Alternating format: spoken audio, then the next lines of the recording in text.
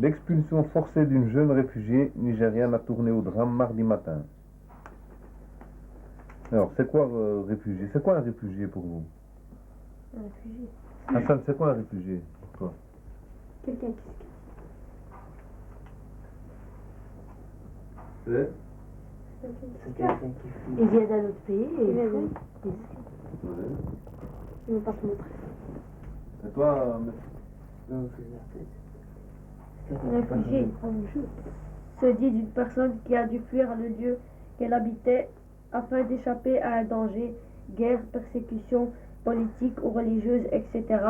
Des révolutionnaires espagnols réfugiés. Voilà, donc c'est, comme vous l'avez dit en résumé, c'est quelqu'un qui fuit un pays. Pourquoi il fuit le pays? Il y a un danger. Ben, il est pauvre le pays. Il est pauvre ou pas encore? Il y a la guerre. Il y a la quoi dictature. encore? Il est en Il y a la danger. dictature. Il est en danger, ouais. Donc c'est normal qu'il fuit un pays où il a pas quoi. Pourquoi est-ce qu'il fuit? Il est en danger et dans une dictature par exemple. Qu'est-ce que les gens ne peuvent pas faire? Ils ne peuvent pas dire ce qu'ils pensent.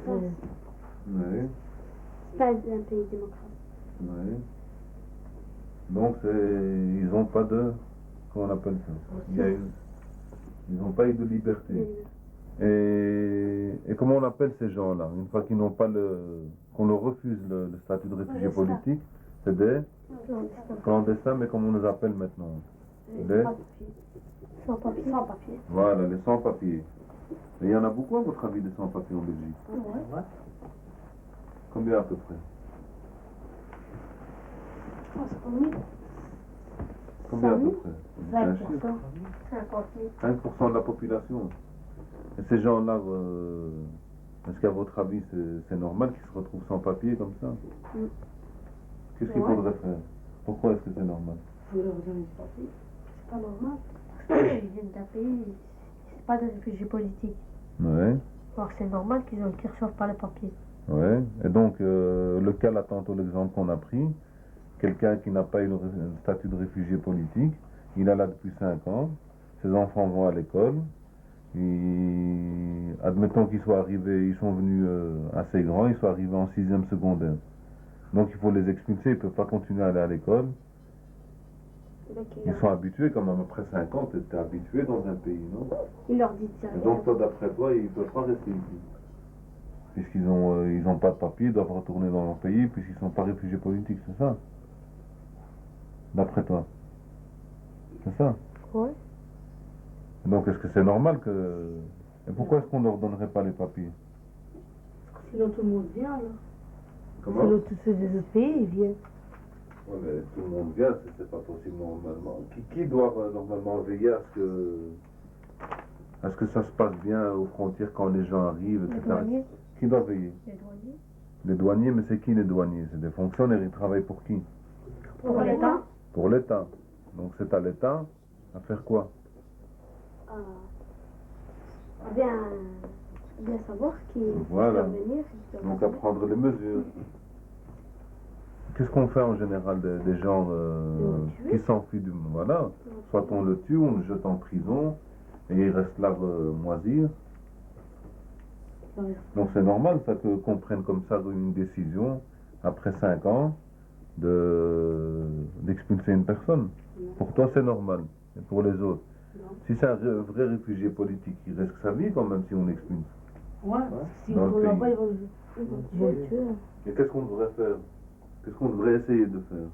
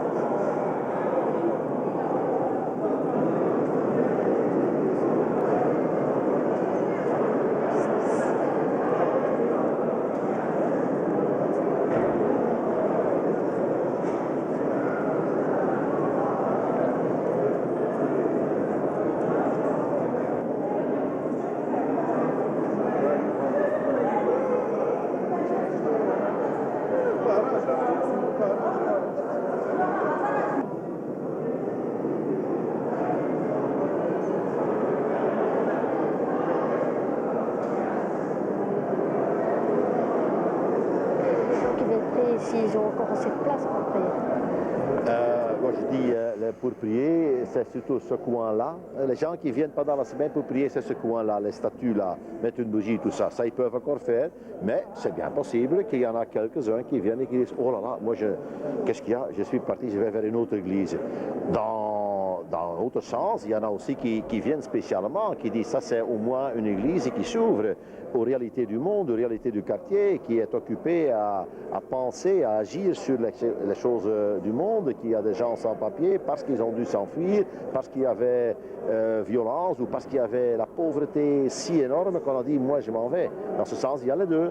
C'est un peu les deux. Pourquoi avez-vous quitté votre pays? Bon, il y a plusieurs raisons. Parmi les raisons que j'ai quitté mon pays, c'est le chômage. Et bon, je viens ici pour faire toutes mes possibilités pour continuer mes études. Tu sais bien que j'ai une licence là-bas au Maroc en philosophie. Je viens ici pour continuer mes études, mais je n'ai pas trouvé de possibilités et des facilités pour continuer ici. Et maintenant, je suis un clandestin, je suis à sans-papier, comme les autres. Lorsqu'on arrive ici, on voit une autre chose, une pression. On voit une politique qui est contre les autres races. Il y a une frontière fermée. Il y a la criminalisation des sans-papiers. Nous sommes situés ici comme des criminels. C'est-à-dire que tu n'as pas le droit de travailler, tu n'as pas le droit de bouger, tu n'as pas le droit de sortir à la nuit, tu n'as pas le droit de contacter les gens comme ça parce que tu n'as pas de papiers. On sait bien dans la Déclaration universelle des droits de l'homme, toute l'humanité a sa identité. Je suis ici un homme qui a le droit de bouger, et qui a le droit de s'installer, qui a le droit de manger.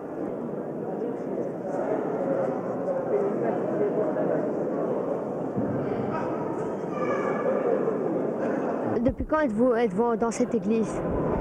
Je suis dans cette église depuis à peu près 6 semaines maintenant. donc pas depuis le tout début du mouvement. Mais je ne savais pas que ça existait. Je n'avais pas de télé chez moi. C'est mon médecin qui m'a dit qu'il fallait venir jusqu'ici. Depuis 1984, est-ce que vous avez au moins reçu quelques papiers?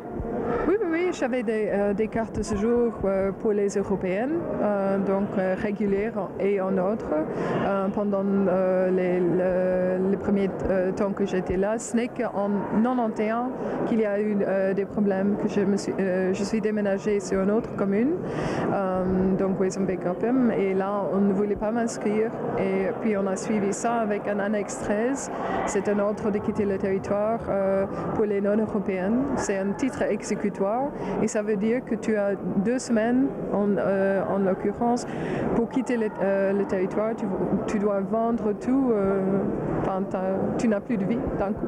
Et la dernière fois que j'ai reçu un annexe 13, c'était il y a un an, plus ou moins, où le Saint-Pierre, là on m'a donné 48 heures pour quitter le territoire et le tibia, ça veut dire cet os-là, l'os principal de la partie inférieure de la jambe était éclaté. Donc j'étais en chaise roulante, il était physiquement impossible de quitter le territoire, même si on dirait que l'ordre a été fondé, quoi de non, ce n'était pas fondé. De laisser un contact avec Lomboto ou avec Mama ou avec moi, et on convoquera une réunion. Très bien. C'est-à-dire au courant de la semaine, comme ça on invitera touchera le plus de gens. Oui. Et ce jour-là, par exemple, il y aurait quelques avocats qui viendront. Ça se déclenchera comme ça. Écoutez, moi, parce que c'est pas ça, parce qu'hier j'ai appris autre chose. On nous a dit que c'est pas ici que, disons, ils viendront, mais quelque part. Le 23, vous êtes au courant que le 23, c'est prévu qu'il y ait une journée entière d'information des avocats. Toute la journée, c'est prévu. Quel est votre métier? Moi, je suis musicien et maintenant je suis directeur de l'Opéra de Bruxelles, de l'Opéra de la Monnaie. Et je pourrais savoir ce que vous venez faire ici? Oui, je viens ici à l'église du Béguinage. Je suis déjà venu 3 ou 4 fois pour rendre visite aux personnes qui occupent l'église, pour prendre de leurs nouvelles, parce que nous avons décidé de parrainer quelques-uns des sans-papiers pour les aider dans leur démarche. Et que pensez-vous, vont-ils avoir leurs papiers ou pas, à votre avis? Je ne sais pas, c'est pas moi qui décide, hein, mais je crois qu'on doit les écouter parce qu'ils sont dans le besoin et que quand nous on a des papiers, on doit aller écouter ceux qui n'en ont pas et voir comment on peut les aider. Que pensez-vous du gouvernement et surtout du ministre de l'Intérieur? Ne joue-t-il pas cache-cache avec vous? Mais je crois que le gouvernement est dans une situation difficile parce qu'ils ne peuvent pas accueillir des millions de personnes en Belgique, mais je trouve qu'ils n'ont pas toujours une bonne attitude et je ne suis pas d'accord avec le ministre de l'Intérieur sur certaines choses qu'il a dites ou qu'il a faites. Mais je crois qu'il faut essayer qu'il écoute mieux et qu'il aide à trouver des solutions pour les personnes qui attendent une régularisation. Gloire à Dieu au plus haut des cieux et paix aux hommes sur la terre. Alors maintenant, aussi on va chanter en pensant à tous ces gens qui encore aujourd'hui ne trouvent pas de place comme Jésus, mais nous croyons que Dieu est avec eux parce qu'on se souvient que Jésus est né de la même façon.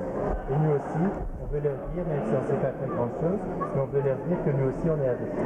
Alors ensemble, pour le leur dire, on va chanter.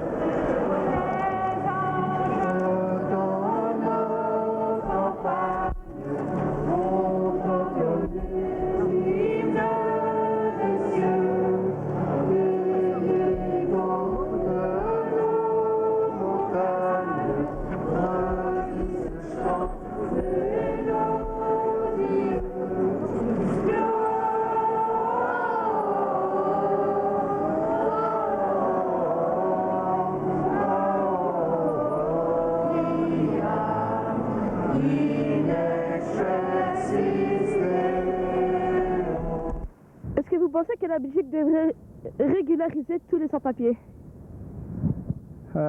Théoriquement, oui. Maintenant, ça va encore attirer des tas d'autres sans-papiers qui ne sont pas spécialement dans des situations difficiles. Ceux qui peuvent arriver en Belgique, en général, ont les moyens d'émigrer jusqu'ici. Est-ce que vous pensez que la Belgique devrait régulariser tous les sans-papiers? Les sans-papiers qui sont ici, ils sont passés quand même par la frontière, je crois, pour être en Belgique. Donc ils ont été acceptés quelque part. Donc aux frontières avant d'entrer ici en Belgique. Donc si vous avez accepté qu'ils entrent, ici il y a d'autres qui sont là, ils ont demandé l'asile, ça fait 4-5 ans. On les a rien dit. Ils sont en train d'attendre la régularisation. Et après 5 ans, vous dites à quelqu'un non, on ne veut plus de vous. Non, il a perdu 5 ans de sa vie comme ça. On ne peut pas décider d'un coup. Non, si vous avez accepté, si vous n'avez pas pu régulariser pendant ces 5 ans-là, donc vous lui avez donné l'espoir, régulariser ses papiers. Si c'est peut-être les gens qui viennent d'arriver, là oui, vous pouvez avoir la réticence de leur dire non, de partir, parce que vous savez que non, vous n'allez pas leur répondre positivement. Mais ceux qui ont attendu 5, 6 ans, 10 ans, il y a d'autres qui ont fait 20 ans ici ça, papier. La moindre des choses, c'est de régulariser. Il y a des enfants qui sont nés ici.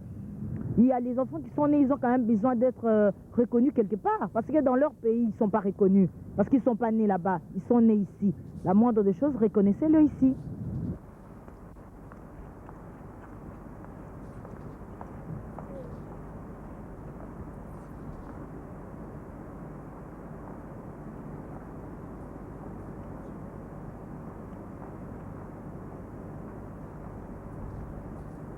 Quelle est la relation entre l'occupation du béguinage et de la VUB? À la béguinage, c'est notre base, c'est là où on va continuer à rester. Alors qu'à la VUB, c'est une occupation symbolique de 15 jours pour sensibiliser la population académique, les étudiants, les professeurs et les gens qui sont autour. Il y a également des cours de la Chambre de commerce de Bruxelles, des cours de langue, auxquels on assiste et où on peut donc être là pour montrer qu'est-ce que c'est et qui est-ce que c'est en sans-papier. De qui est venue l'initiative d'occuper un local à la VUB? C'est venu du collectif Vluchten kan niet meer, qui veut dire en français quand on ne sait plus fuir, ou fuir n'est plus possible. Et le collectif a été érigé par des étudiants après la mort de Semira Adamou. Et oui, ils étaient choqués. Donc, et ils ont déjà fait plusieurs choses pour en fait les sans-papiers. Et maintenant, ils ont fait cette action-ci. Pourquoi avez-vous décidé de vous occuper des sans-papiers? On trouve d'abord que c'est des gens qui ont besoin de notre aide, car ils ont pas de droits, ils sont souvent exploités. Et ces gens devraient au moins avoir des papiers temporaires. Et pourquoi vous êtes venu en Belgique et pas dans un pays? En Belgique, moi j'ai pensé la Belgique serait un pays d'accueil où il n'y a pas la dictature, comme chez nous en Afrique. C'est pour cela que je suis venu ici. Et vous regrettez d'être venu en Belgique? Ah oui, je regrette. Pourquoi? Je regrette parce que moi je pensais arriver ici, peut-être on va m'accueillir, on peut m'accueillir bien, et je peux faire ma vie, quoi, comme tous les hommes. J'avais pensé aussi que peut-être en Belgique je serais un peu en liberté. Mais je vois que c'est le contraire, je ne suis pas en liberté ici. Est-ce que vous pensez que la Belgique peut donner à tous les émigrés des papiers?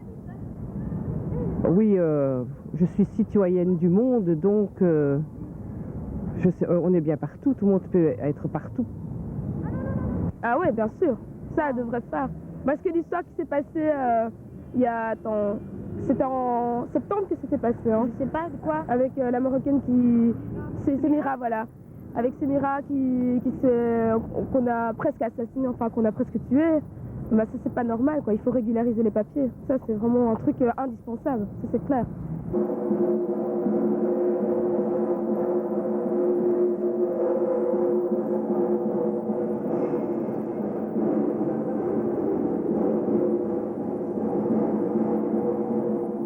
Nous nous trouvons à l'église du Béguinage pour rencontrer Mohamed, qui occupe les lieux avec les autres sans-papiers. Il a été victime d'une agression et malgré ses blessures graves, il n'a reçu aucun soin. Est-ce que vous pouvez raconter ce qui s'est passé le soir où Mohamed a été blessé? Oui, ça c'est le 10 février. Mohamed, il avait du mal dans sa mâchoire, il a même perdu les dents. Et alors il avait besoin de médicaments, mais on ne lui a rien donné. on lui a dit seulement, ça y est, c'est pas grave, tu dois partir. Alors à ce moment-là, il a pu trouver son chemin vers l'église. Et le matin, on est allé pour contacter cet hôpital qui est privé. C'est Saint-Jean, quoi. Et alors, ils ont refusé de traiter. À ce moment-là, on est allé dans un hôpital CPAS.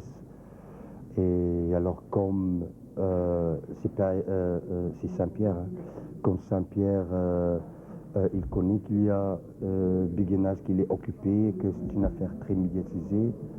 Et que, c'est-à-dire, eux, ils ne veulent pas risquer beaucoup de problèmes, donc généralement, ils traitent bien avec les sans-papiers qui viennent de Béguinage.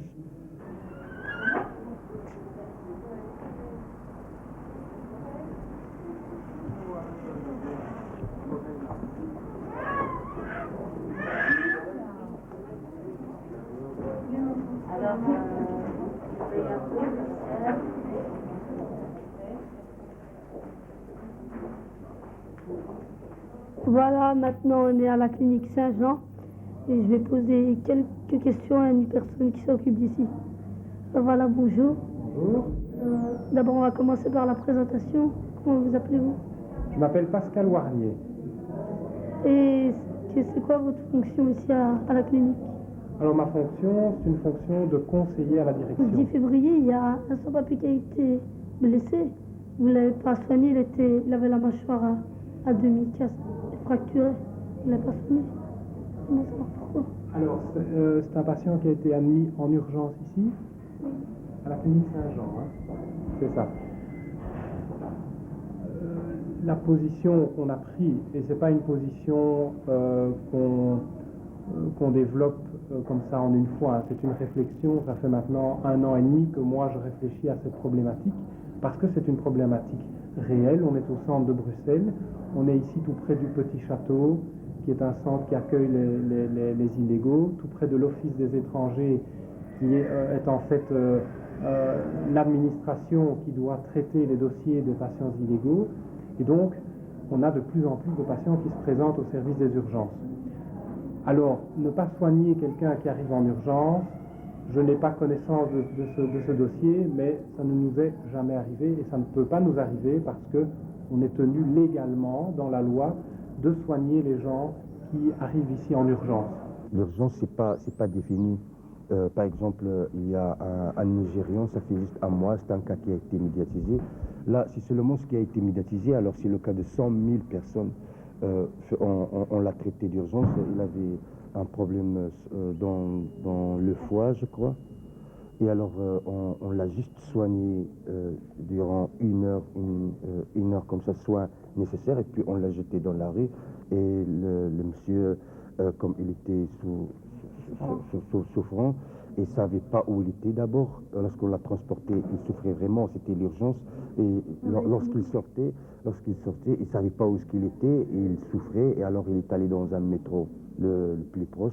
Alors il s'était allongé là-bas, et alors le sang coulait, jusqu'à ce qu'il a été mort.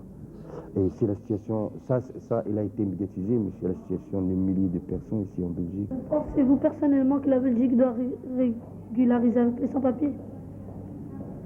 C'est difficile de répondre en une seule phrase. Hein. Je dis simplement que je pense qu'il faut soutenir le combat de ces gens, parce qu'effectivement, si on adhère à la Convention des droits de l'homme, eh bien, on doit adhérer au combat des sans-papiers. Je pense qu'il faut élargir la réflexion et de dire nous devons régulariser tous les illégaux. Ça me paraît être quelque chose de difficile, parce qu'alors, à ce moment-là, nous devons dire à la population belge, vous versez des impôts, eh bien, une partie de vos impôts que vous versez, nous devons l'utiliser pour soigner, pour donner une couverture sociale à ces gens, pour que ces gens puissent trouver un travail chez nous. Donc, je ne peux pas dire oui ou non. En tant que responsable des admissions, vous êtes déjà trouvé en contradiction avec vos opinions personnelles?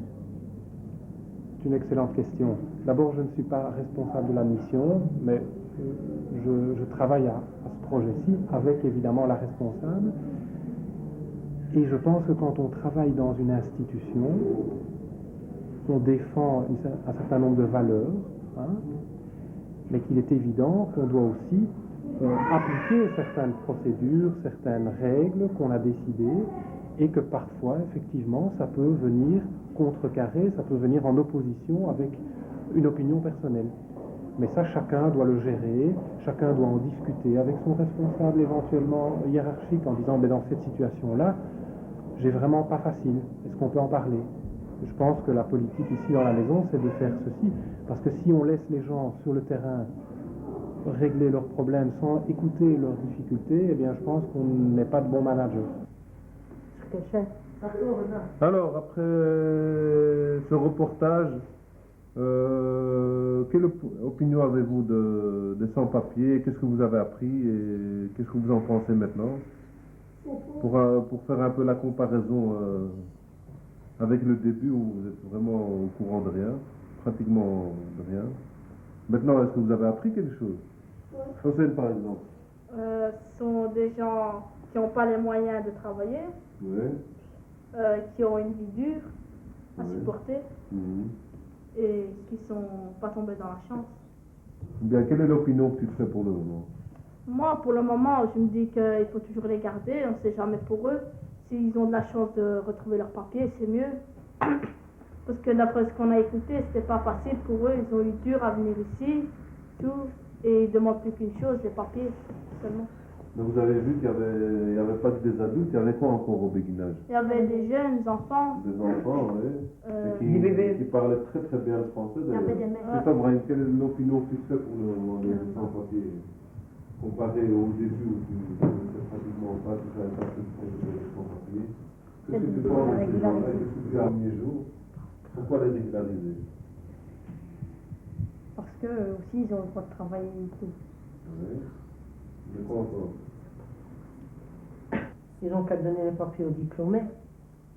Aux diplômés? Ceux qui ont un diplôme, ceux qui... À ton avis, il y en a beaucoup qui sont diplômés. Sûrement. Admettons que le gouvernement prenne la décision de régulariser tous les sans-papiers qui se trouvent en Belgique ou en France, pour le gouvernement français. Est-ce qu'à votre avis, est-ce qu'il faut régulariser tous les sans-papiers, donc pas ceux simplement ceux qui sont là pour le moment, mais ceux à venir aussi? Donc tous ceux qui rentrent clandestinement dans le pays, en Belgique ou en France ou ailleurs, est-ce qu'il faut tous les régulariser ou simplement ceux qui sont là et ceux qui arrivent ne pas les régulariser? Josène, par exemple. C'est une loi injuste qu'on donne des papiers à des gens et qu'on n'en donne pas à d'autres.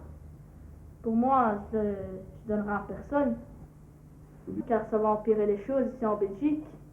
Par exemple, si on donne à une cinquantaine de personnes, il y a plus du double qui reviendra demain et ça va empirer de plus en plus. C'est pour ça que moi je ne donnerai les papiers à personne. J'attendrai une fois qu'un pays commencera à régulariser une histoire de 30-40 000 personnes. Puis là, ce sera à notre tour d'intervenir et de régulariser nos trucs, nos personnes, car si on se précipite un peu trop vite, il n'y aura pas assez de boulot. Ils vont se disputer pour le boulot, ce sera dur, le chômage, il va tellement monter qu'on n'aura pas de quoi payer et ça va devenir des catastrophes pour la Belgique. C'est pour ça que j'attendrai et je ne précipiterai pas trop les choses. On va payer plus. Ou bien alors on régularise tous ceux qui sont ici et puis tous ceux qui viennent, ou bien on régularise personne. Ou bien ceux qui n'ont pas de papier, c'est tout. On arrête les papiers. Personne n'aura de papier, on parle de ça le monde.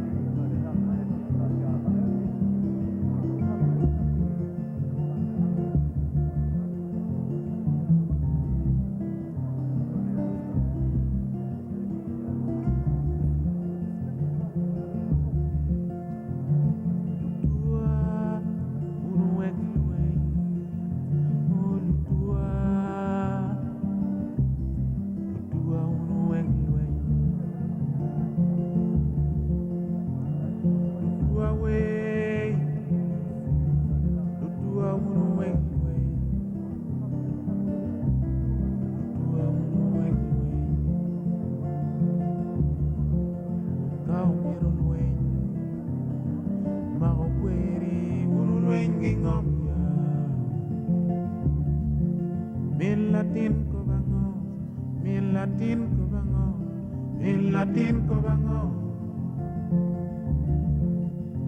Kuti kuti, kuti ye, unulwen gingomya.